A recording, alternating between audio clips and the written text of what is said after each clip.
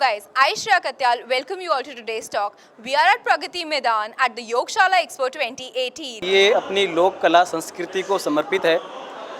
कहा जाता है कि यह वसुंधरा असंख्य रत्नों को उत्पन्न करने वाली वास्तव में धन्य है, क्योंकि अनेक नर रत्न इसकी गोद में खेलकर अपने जीवन को सुशोभित करने वाले रहे हैं। उन्हीं नर रत्नों में से कई रत्न हमारे भारत में बिखरे हुए हैं और उन रत्नों को जोड़ करके अगर एक माला सुंदर सी बनाई जाए और प्रभु को अर्पित की जाए तो इससे बड़ी कोई बात नहीं होगी। तो भारत को हम भारत माता कहते हैं। हम चाहते हैं कि इस भारत देश के अंदर जो रत्न बिखरे हुए हैं उन रत्नों को इकट्ठा करके संजो करके भारत माता के गले में उस माला को अर्पित किया जाए, माल्यार्पण किया जाए। और उसी क्षेत्र से संबंधित आपका जो अविरल गंगा है, नमो गंगे है, और उसके साथ में हमने कई कलाकृतियों को जोड़ा है। बच्चों की रंगशाला है, पेंटिंग है, और उसी के साथ साथ में हमारा ग्रैंड मास्टर योगा है। तो जैसा कि आप देखते हो कि ग्रैंड मास्टर योग के संबंधित कई ग्रैंड फिनाले डांस के होते हैं, सिंगिंग के होते हैं, लेकिन योग से संबंधित ऐसा कोई क्रियाकलाप नहीं होता है। तो हम चाहते हैं कि योग से संबंधित ऐसा कोई क्रियाकलाप हो, तो जैसे बच्चा जब डांस से जुड़ जाते हैं तुरंत ही वो सिंगिंग से जुड़ते हैं। तो जब ग्रैंड मास्टर एक योगा कंटेस्ट ये इंडिया में फर्स्ट टाइम हो रहा है और नमो गंगे के द्वारा ही हो रहा है, तो इससे क्या होगा कि बच्चे हमारे जो आने वाले हैं, जो हमारी आने वाली जनरेशन है, जो यूथ्स हैं, वो योग से जुड़ेंगे।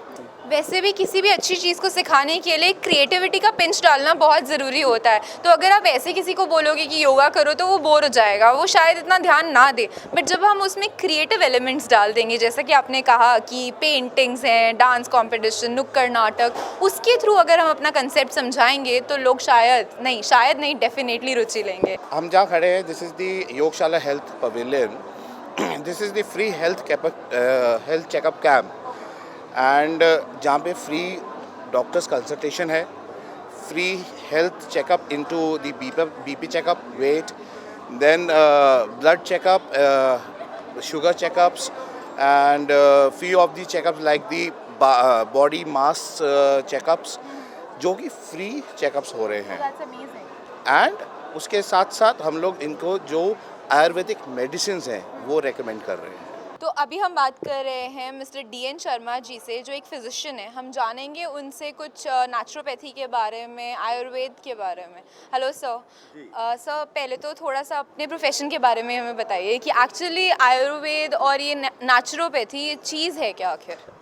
देखिए, ये एक लाइफस्टाइल रिलेटेड जो है ट्रीटमेंट की एक पद्धति है जो भारत सरकार द्वारा 5वीं पद्धति के रूप में जो है मान्यता प्राप्त है। और आज के इस भाग दौड़ की जो है ज़िंदगी में और लाइफस्टाइल के अंदर इसका बहुत बड़ा रोल जो है बनता जा रहा है, क्योंकि बहुत ऐसी बीमारियां जो इनक्योरेबल हैं या जिनको नॉन कम्युनिकेबल डिसीज़ के नाम से जानते हैं, उन सारे में कोई भी इलाज किसी पैथी में नहीं रह गया है। तो ऐसे में अगर कोई जो है आशा की किरण नज़र आती है तो वो योग और नेचुरोपैथी से, क्योंकि ये एक ऐसी पद्धति है जो रोग आने के बाद ही काम नहीं करती, अपितु रोग आने से पहले भी अगर इसको अपना लिया जाए तो एकमात्र पद्धति नेचुरोपैथी और योग है जिससे कि हम बीमारी को आने से रोक सकते हैं। बिल्कुल सही कहा सर आपने। पर एक क्वेश्चन मेरा ये है, मेरे दिमाग में एक प्रश्न है। आजकल लोग काफ़ी ये सोचते हैं कि होम्योपैथी हो गया, नेचुरोपैथी हो गया, योग हो गया, इसको काफ़ी समय लगता है और सबको इंस्टेंट रिजल्ट्स चाहिए। तो सब लोग एलोपैथिक या सिंथेटिक चीज़ों की तरफ ज़्यादा जाते हैं। तो उसमें आपके क्या विचार हैं? बिल्कुल ठीक कहा आपने कि ये एक धारणा थी कि इन सारी पद्धतियों में जो भारतीय चिकित्सा पद्धति थी, अकॉर्डिंग टू जो है एलोपैथी सिस्टम जो है, उसके कंपैरिजन में इसमें समय लगता है। लेकिन आज इसमें भी उसी तरह की जो है प्रगति हुई है और इसके अंदर भी इंस्टेंट रिलीफ जो है मिलते हैं। जैसे हम लोग जो है आज किसी को वोमिटिंग आ रही है, वोमिटिंग के लिए आप कोई भी जो है पैथी की अगर पिल्स लेते हैं तो पिल्स जो है वो जितना देर में काम करेगी उससे पहले तो आप शीतकारी या आइस क्यूब लेकर के लिप्स से लगा के सकिंग कर दें तो विद इन 2 मिनट जो है वो क्योर होता है। तो ये सारी चीज़ें जैसे जैसे मॉडर्नाइजेशन के साथ साथ जो है, क्योंकि पहले तो इसमें जो है एक लाइफस्टाइल हम चेंज करने के लिए एडमिट करते थे, लेकिन आज जो है योग और प्राकृतिक चिकित्सा को हम OPD में भी ट्रीट करना शुरू कर दिया है। तो OPD के ट्रीटमेंट डिफरेंट होते हैं। वो हमारी जो एक्यूट डिसीज़ेस होती हैं, जैसे कि जुकाम हो गया, बुखार हो गया, उल्टी है, डायरिया है, तो ऐसे एक्यूट डिसीज़ेस में OPD के अंदर उसी तरह से इमीडिएट प्रभाव देने वाले सब जो है सिस्टम आ गए हैं और लोगों ने उसको समझ भी लिया है और आज मानते हैं कि हाँ ये तुरंत भी काम करेगी। तो ये उन लोगों के लिए जिनके पास हाफ नॉलेज है, हाफ नॉलेज इज़ डेंजरस, ये रोग को जड़ से मिटाता है। सर, आज ये हमारा योगशाला एक्सपो 2018 यहाँ पे है, तो यहाँ आने का आपका क्या आइडिया है और आप क्या कहना चाहेंगे इस प्रोग्राम के बारे में? यहाँ पर जितनी संस्थाएं भाग ले रही हैं उसमें मुझे आज इस विषय को उनके सामने रखने के लिए बुलाया गया है और एक स्पीकर के तौर पे मैं यहाँ आज उपस्थित हूँ इसमें आरोग्य में। यहाँ आरोग्य के अंदर सभी पद्धतियों को मेनली आयुर्वेदा, योग और नेचुरोपैथी को जो है इसमें महत्व दिया जाता है और ये 3 वर्षों से इसी तरह से प्रयासरत हैं और इनका प्रयास जो है मैं समझता हूँ नमो गंगे का जो ये प्रयास है ये लोगों तक किस तरह से इसकी जानकारी उपलब्ध कराई जाए जिससे कि लोग ड्रग के सेवन से बच करके अपने लाइफस्टाइल को इम्प्रूव करके वो स्वस्थ रहने की तरफ जाएं, जिससे पूरे देश का भी जो हमारा मेडिसिन का बजट है, जो हेल्थ बजट है, वो हमारा कम होगा क्योंकि जितना स्वास्थ्य अच्छा मिलेगा उतना ही ये जो हेल्थ बजट है उसका वज़न कम रहेगा, उसका बोझ पूरे देश पे कम आएगा। और यही एकमात्र ऐसी पद्धति है जो 5 तत्वों के माध्यम से या हमारे योग के माध्यम से कितनी ही ऐसी बीमारियां जो आज मानी जाती हैं कि उनका कोई जो है इलाज नहीं है, ऐसी 54 बीमारियां जो MCI ने जो है कर रखा है कि इनको हम सिर्फ मैनेज कर सकते हैं, ट्रीट नहीं कर सकते, उनमें इस पद्धति के द्वारा काफ़ी सफलता मिली है। Now, guys, we are in conversation with a very talented and beautiful lady, beautiful artist, Miss Anjali Gupta. Hello, ma'am. Ma'am, आज हम योगशाला एक्सपो 2018 पर हैं और आप एक बहुत ही टैलेंटेड आर्टिस्ट हैं, तो अब मैं चाहूँगी कि हम थोड़ा सा योगा और आर्ट को रिलेट करते हैं। तो अब आप मुझे ये बताइए कि अगर आपको एक अपॉर्चुनिटी दिया जाए या एक टास्क दिया जाए कि आपको योगा को और अपने आर्ट को रिलेट करना है, तो आप कैसे वो वाइब्स क्रिएट करेंगी, क्या क्रिएट करेंगे? सबसे पहले तो मैं कहना चाहूँगी कि yoga is a form of meditation. उससे आपको पीस मिलती है, आपको स्टेबिलिटी मिलती है और जब आप योगा करते हैं तो आपका मेंटल स्टेट अच्छा रहता है। Art is also like that. Art is a form जहाँ पर आप अपने आप को एक्सप्रेस करते हैं और जब आप अपने आप में होते हैं तो वो स्टेबिलिटी, वो मेडिटेशन खुद ही हो जाता है। तो दोनों का रिलेशन तो बहुत है। और जब आप कुछ बनाएंगे और उसको एक पीसफुल माइंड से बनाते हैं तो the kind of colours you use, the kind of strokes you put in, the kind of waves you get, तो वो सब बहुत रिदमिक हो जाता है and just like doing yoga. तो इस पर बहुत सारी पेंटिंग्स बनी भी हैं और इस थॉट को लेकर बहुत सारे सेमिनार्स और बहुत सारे वर्कशॉप्स हुए भी हैं। तो I think this is the best form. Yoga and art are already related. So we can quote it in this way that art is also one of the forms of yoga.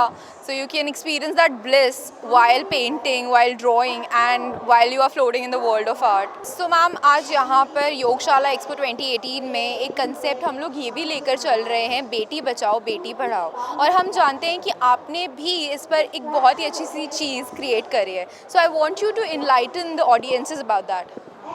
देखिए, बेटी बचाओ बेटी पढ़ाओ एक बहुत बड़ा campaign है जो government द्वारा चलाया जा रहा है और सारे सिटीजन्स भी इसमें इन्वॉल्व हैं।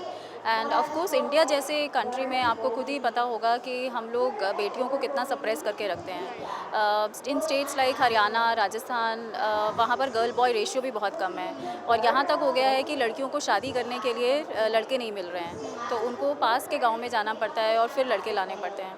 और जिस तरह से आपने देखा है विलेजेस में लड़कियों को पढ़ाया नहीं जाता है कि क्या करेंगी पढ़कर, और कई बार वो पैदा होने से पहले ही मार दी जाती हैं। तो ये कॉन्सेप्ट को लेकर हम लोग आगे बढ़े हैं कि बेटी भी किसी से कम नहीं है। बेटी भी वो सब कर सकती है जो एक बेटा करता है। इनफैक्ट बेटी ज़्यादा कर सकती है, ज़्यादा केयर करती है अपने घर वालों की, अपनी फैमिली की, जितना एक बेटा करेगा। तो उसी को लेकर हमने ये पेंटिंग बनाई है। और जैसे इसमें आप देखेंगे कि एक हाथ मैंने दिखाया है एक वूम के अंदर। तो जब आप उसको डिटरमाइन करते हैं सेक्स को, बहुत सारे लोग प्रेग्नेंट जब होते हैं तो वो डिटरमाइन करते हैं कि वो मेल है फीमेल चाइल्ड है, और उसी टाइम उसको फीमेल चाइल्ड मानकर मार दिया जाता है। तो वो हाथ मैंने दिखाया है विच इज़ डिनोटिंग कि उसको मारा जा रहा है and it's a female child and which I want that it should be stopped. और उसमें आप देखेंगे तो वुमेन के हाथ पीछे बंधे हुए हैं, तो ज़्यादातर वुमेन की कोई से नहीं है इसमें, कुछ कह नहीं पा रही है वो, और उसका फेस भी नहीं दिखाया है बिकॉज शी इज़ एक्सप्रेशनलेस, वो कुछ बोल ही नहीं सकती है। तो no point showing the face also, उसकी आइडेंटिटी भी नहीं है. Colours are very dark because it's all sometimes very hush hush पीछे होता है ये. तो मैं इस कैंपेन को लेकर ही मैं आगे बढ़ी हूँ, and it's a soft corner for me. I really want the girls of India to go ahead. एक तरफ तो हम लोग बेटियों को पैदा होने से पहले ही मार देते हैं और दूसरी तरफ उन्हें घर की लक्ष्मी कहते हैं. सो आखिर कैसी है ये diplomacy? Guys just wake up, get up before it's too late. मैं डॉक्टर ब्रजेश गुप्ता हूँ और आयुर्वेद विशेषज्ञ हूँ. उत्तर प्रदेश राज्य आयुष सोसाइटी के द्वारा कार्यक्रम संयोजक के पद पर इस समय कार्य कर रहा हूँ. और ये जो हमने स्टॉल जो लगाया हुआ है उसका एक थीम है. उसका ये थीम है कि आयुर्वेद, यूनानी, योग, सिद्धा एंड होम्योपैथिक, ये 5 हमारी विधाएं हैं जिनको प्रचार प्रसार के लिए उत्तर प्रदेश राज्य आयुष सोसाइटी के द्वारा ये हम लोगों ने स्टॉल लगाया है, जिससे कि जनता को इन 5 विधाओं के बारे में क्या क्या खासियत हैं उसके बारे में बता सकें. इसमें हमारे जो सचिव मुकेश मेश्राम सर हैं, ये पूरा जो कॉन्सेप्ट है वो उन्हीं का कॉन्सेप्ट है. उन्हीं के कॉन्सेप्ट में हमारे उसमें एक हिजामा थेरेपी यूनानी के द्वारा एक थेरेपी है, जिससे कि 2 उसमें प्रकार पाए जाते हैं. एक वेट प्रकार है और एक ड्राई. तो ड्राई कपिंग और वेट कपिंग, इन 2 कपिंग के उसमें हमारे साथ प्रोफेसर अब्दुल कवी सर यूनानी के प्रोफेसर हैं, आप आए हुए हैं. आप इस उसमें मेले में जितने भी पेशेंट इस तरीके के जो दर्द से हैं, जिनको सियाटिका की पेन है, इस तरीके की जो भी परेशानी है उसका निदान, उसकी चिकित्सा आपके द्वारा यहाँ पर की जाएगी. इसी उसमें हमने एक प्रगति परीक्षण आयुर्वेद का एक विशेष वो है, जिसमें आयुर्वेद कहता है कि किसी भी व्यक्ति को जो चिकित्सा होती है वो पर्टिकुलर उसी व्यक्ति के प्रकृति के आधार पर होती है.